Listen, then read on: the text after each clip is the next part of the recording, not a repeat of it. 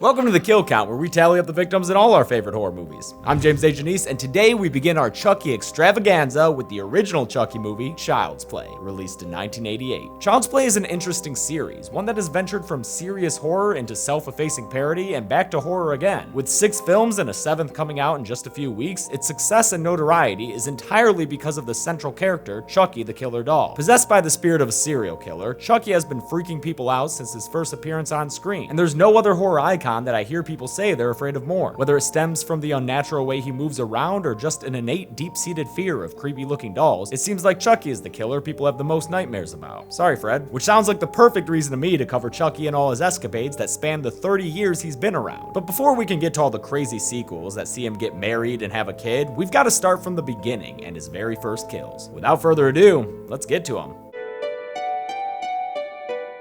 The movie begins with a foot chase. Detective Mike Norris is in pursuit of Charles Lee Ray, a guy with the most serial killer name imaginable. Norris gets a shot in on Ray, scaring his partner Eddie Caputo enough to drive off in the getaway van, leaving Ray behind. Help me! Eddie, don't leave me, God no! Ray ducks into a toy store where the title card pops up over a display of good guy dolls. Ray's not very good at this whole escape thing though, because Norris lands another shot on him. After stumbling around looking like a drunk Tommy Wiseau impersonator, he realizes he's going to die soon, so he makes a theatrical threat to Detective Norris. I'm gonna get you, and I'm gonna get Eddie, no matter what! Then he grabs a good guy doll and gets to work with a crazy archaic chant. I only included a clip of the chant because after working on this series so much, I've been saying Ade Due Dambala in my sleep, and if Chelsea has to suffer through hearing that shit, then so do you. A bunch of ominous thunderclouds roll in overhead, and one lightning strike later, the entire toy store blows up from the inside out, leaving the place looking like Santa's workshop after one of the elves had an accident cooking meth. The only thing left for Norris to find is Ray's dead body lying next to a good guy doll. Obviously, Ray has transferred his soul into it, but I'm still gonna throw Charles Lee Ray up on the kill count as the movie's first victim, because, you know, he shuffled off his mortal coil or whatever. Now it's time to meet our adorable little hero of the film, Andy Barclay. He's making a breakfast of sugar with sugar, but he's allowed to because it's his damn birthday, and there's nothing he wants more for it than an animatronic good guy doll, as hawked to him by this terrifying mascot good guy who I just need to see someone cosplay as at the next Monsterpalooza. Don't let me down, people. But when he opens the big box for him from his mom Karen, it's just a bunch of dumb clothes inside. Quit your whining, kid. A good guy doll won't keep you warm through a Chicago winter. And besides, the damn things cost $100, way too much for this working class single mother. But at work, Karen is presented with a solution when her pink lady friend Maggie tells her about a sweet clearance sale going on in the alleyway. She goes out back and buys one of these giant life-size dolls for only $30 from a very charming street peddler. How do we know the damn thing isn't stolen, huh? Steal this! When she gets back inside, her stuffy boss tells her she has to work late that night, so Maggie agrees to watch Andy. Karen's able to stop home first and give Andy his street doll, and the two little boys take an immediate liking to each other. Hi, I'm Andy. Hi, I'm Chucky, and I'm your friend to the end. Heidi-ho. Things couldn't be better for Andy, who gets to teach his new friend all sorts of things. See?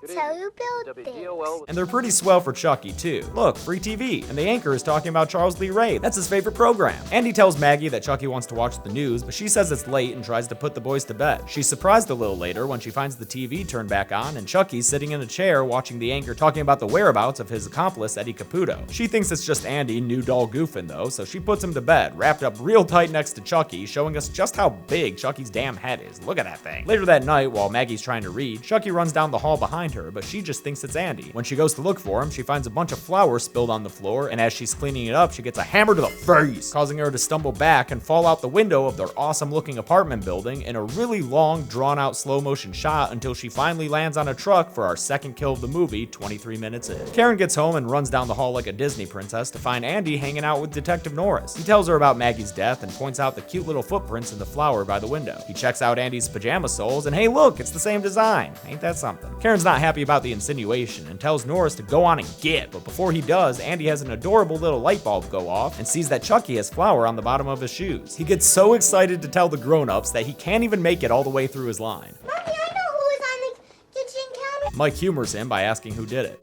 Chucky. And as adorable as that answer is, Mike and Karen don't believe him because, you know, they're not insane people. Andy might be though, because Karen finds him sitting on the floor and talking to Chucky. Apparently, Chucky's been sharing secrets with Andy. His real name is Charles Lee Ray. Oh, the name almost loses its assassin-like qualities when that cute kid says it. No way to make this next line sound innocent though. He said Aunt Maggie was a real bitch and got what she deserved. Haha, whoa kid, Aunt Maggie was your mom's best friend. Maybe cool with the salt there. The next day, Andy takes Chucky to school, and it looks like a bunch of other kids are bringing their good guys to class too. I hope the school has extra seats for all these giant-ass dolls, man. Turns out they won't need one for Chucky though, because Andy shows how ex-core he is by ditching school and riding a train all by himself. He's directed by Chucky to a much more unsavory part of town, the part of town where old furniture sits outside just waiting for a doll to make use of it. Andy picks up the lay of the land real quick when he goes to take a piss behind the heap of garbage on the street. While he's occupied, Chucky disappears and runs to the house that he knows Eddie Caputo is hiding out in. While Eddie is fast asleep in the rat sanctuary he calls home, Chucky opens up the oven and blows out the pilot light, then cranks the gas up. Eddie wakes up and is suspicious of the noises he hears, so he takes his itchy trigger finger and slinks around the house before popping into the kitchen and firing his gun, starting a huge explosion that engulfs the entire house and incinerates Eddie Caputo for the third kill of the movie. At least no one has to pay for a funeral since he's getting buried in that collapsing building. And also because he's probably an estranged felon with no family to speak of.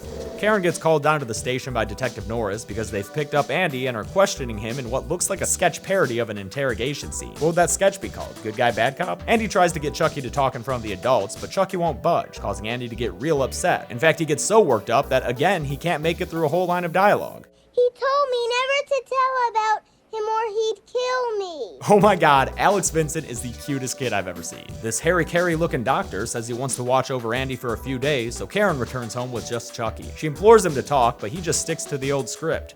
Hi, I like to be hugged. She tries to laugh off her unease, but when she's looking at the good guy box, the batteries fall out. Oh snap, Karen, them bats ain't in Dead Doll at all. When she goes to double check that they're absent, Chucky goes full exorcist on her. Hi, I'm Chucky. Wanna play?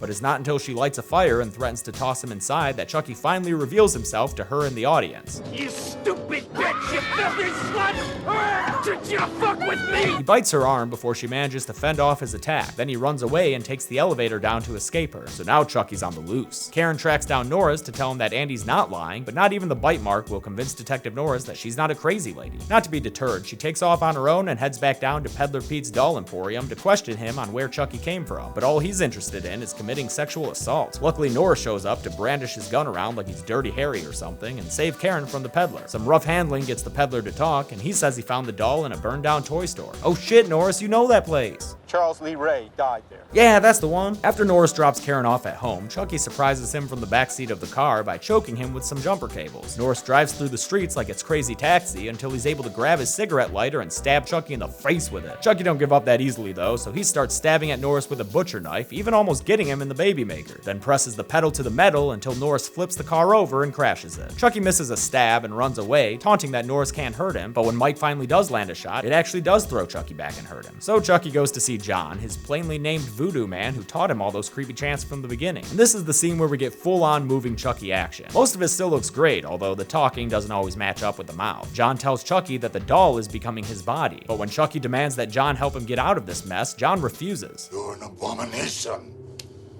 An outrage against nature! Damn, that guy went from zero to abomination speech real fast. Chucky don't take too kindly to being called an abomination, so he takes a voodoo doll of John and starts seriously messing with him. First breaking his leg and then breaking his arm and threatening to do more until he finally gets some information out of him. John tells him he's got to put his soul into the first human being he told that he was alive, which just so happens to be Andy. I have a date with a 6-year-old boy. Chucky, phrasing. He thanks John for the help by stabbing his voodoo doll in the heart. John stays alive long enough for Norris and Karen to show up, and he warns them about Chucky's plan to date her little boy. Oh, also, he says the only way to destroy Chucky is to kill the heart. Through the heart. Oh, sorry, kill the heart, whatever that is. You sure you don't mean heart? Through the heart. All right, kill the heart, got it. His wisdom fully dispensed, John puts his head back and dies, our fourth kill of the movie. Chucky manages to infiltrate the mental hospital and sneak into Andy's room, then walk super creepily across the floor and climb onto the bed. God damn, that looks crazy. Also crazy is this one shot of Chucky when Andy runs away. That is clearly a guy in a suit. Chucky attacks Andy in an operating room, and Andy grabs a scalpel to defend himself with, but he's such a cute little clumsy kid, he can't help but keep falling backwards all over himself. God damn it, this is the cutest kid in the world. I'ma keep saying it, yo. Dr. Harry Carey just thinks he's crazy though, and he tries to sedate him with drugs. But before he can get all those delicious drugs into Andy's system, Chucky stabs him in the back of the leg, giving us a good blood spurt and knocking Dr. Harry Carey down. Chucky then sticks this electrical belt thing on his head and starts shocking him to death. As Andy falls over again, Chucky keeps the bolts coming. It might be, it could be, it is our 5th kill of the movie. Holy cow. Andy makes his way back home by himself somehow, barring the front door and hiding in the closet. While he's pulling a real Laurie Strode, Chucky drops down through the chimney and kicks down the guard like a pissed off mini murder Santa. He stalks his way down the hallway to give Andy a fun little surprise. And then he chases him a whole bunch, eventually knocking him out with a toy bat and a pun.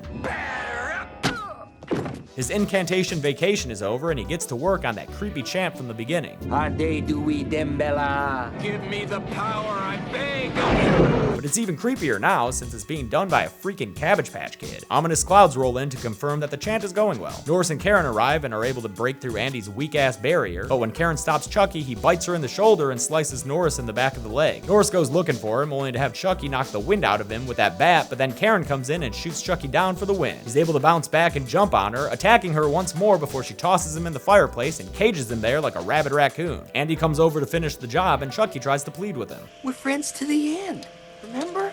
This is the end, friend. Andy lights him up and gives us this disturbing image of a nearly human-sized doll running around on fire and climbing on furniture, looking like a toddler flaming torch. You'd think that would be the end of it, but no. After the Barkleys go tend to Detective Norris, Chucky friggin' disappears. He comes back to trip Andy like a grade school bully and comes after him, even though at this point he's been reduced to a smoking, overcooked barbecue. We get some classic horror imagery like the stabs through the door and POV chasing until Karen shoots Chucky a bunch of times, decapitating him and taking off several limbs with her shots. That's some dope aim, Karen. She finally shoots him in the chest and we think it's finally all over for good because, like, come on. Norris's cop partner shows up and even though Norris tells him it was the doll, he's skeptical of the story. Lucky for Norris's credibility, it's actually not all over for good as Chucky's burnt body pops out through the air vent and starts strangling the cop even more than that mustache is strangling his upper lip. Jesus, dude, just die already. Norris must have been thinking the same thing because he shoots him through the heart. Blood splatters everywhere and Chucky is finally dead, so he'll go on the list even though I already counted Charles Lee Ray. Whatever, I do what I want. Chucky signs off with one last utterance of his catchphrase. I'm Chucky.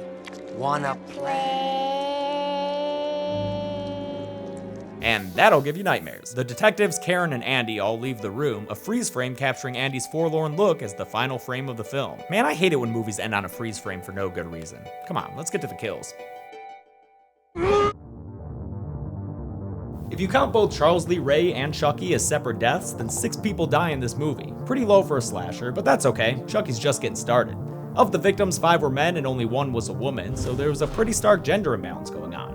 With a runtime of 87 minutes, we wound up with a kill on average every 14.5 minutes, and they were actually spaced apart pretty evenly. I'll give the golden chainsaw for coolest kill to Dr. Ardmore. All the kills were unique, but this one was the most gruesome, especially the shot with all that blood coming out of his eyes. Dull machete for lamest kill will go to Charles Lee Ray, who bled out to death after getting shot a couple of times. It's bullshit, he did not die well, he did not. Oh, hi Chucky. And that's it. Child's Play was released in 1988 and caused a bit of an uproar, with concerned parents of the conservative 80s outraged by the concept of a killer doll. Chucky persevered though, and we got a whole heap of sequels, the first of which I'll be covering next week. Until then, I'm James A. Janice. This has been The Kill Count. Hey guys, thanks a lot for watching my kill count for Child's Play. I want to thank some of my patrons like Amber Wazoric, Charles Mueller, Jeff Heerdink, and Tay Rose 2. To join the Patreon family and help out this channel, just click that button over there. Are you guys excited for another big franchise here on The Kill Count? Because we're going to be hanging out with Chucky all the way until October. And the kill count for Cult of Chucky will come out 3 days after it's released. That's how dope I am. Thanks a lot for watching, guys.